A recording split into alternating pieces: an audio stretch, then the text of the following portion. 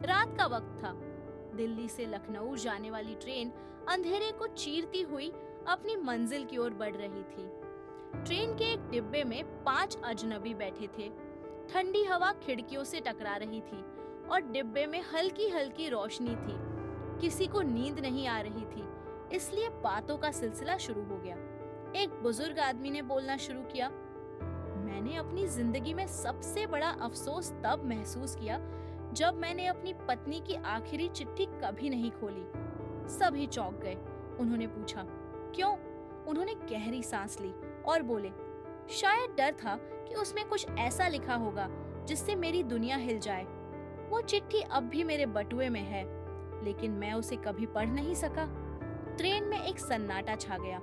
किसी ने कुछ नहीं कहा। एक अधेड़ उम्र का आदमी बोला, मैंने एक दोस्त को खो दिया, बचपन का सबसे अच्छा दोस्त। हम दोनों ने वादा किया था कि जिंदगी में कुछ भी हो हर जन्मदिन पर मिलेंगे, लेकिन एक दिन वह बिना बताए चला गया। सालों तक मैं इंतजार करता रहा।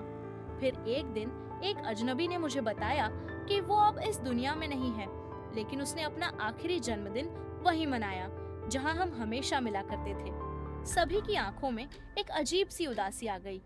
एक युवती ने कहा, मैंने जिंदगी में एक बार एक अजनबी से मदद मांगी थी। मैं अकेली थी, गुमसुम, डरी हुई। वो आया, मेरी मदद की और बिना नाम बताए चला गया। सालों बाद मैंने उसी आदमी की तस्वीर एक अखबार में देखी, लापता लोगों की सूची में। एक सिहरन सी सबके बदन में दौड़ गई। एक चुपचाप बैठे आदमी ने अचानक कहा, मैंने एक सपना देखा था कि मैं ट्रेन में सफर कर रहा हूँ और 5 अजनबी अपनी कहानियां सुना रहे हैं। जब मैं उठा तो मैंने इसे एक मजाक समझा, लेकिन अब यह सब सच हो रहा है। सभी ने उसकी ओर देखा, कुछ सहमे, कुछ उलझन में। ट्रेन एक छोटे स्टेशन पर रुकी।